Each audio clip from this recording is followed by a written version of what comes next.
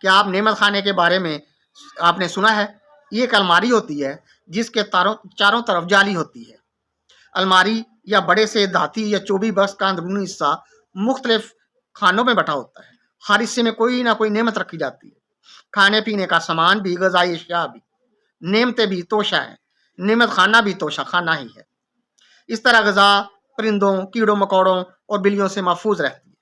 ہوادار نعمت خانے کی وجہ سے تازہ ہوا غذا کے لیے فائدہ مند ہوتی ہے۔ نعمت خانے کی چھت ایک میز کی طرح کام آتی ہے۔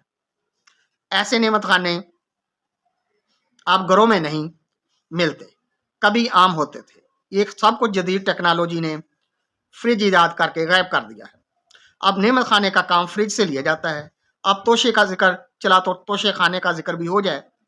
ایسا کمرہ جہاں قیمتی اشیاء، تحفے اور نوادرات محفوظ کیے جاتے ہیں۔ یہ ایک طرح کا عجائب گھر ہے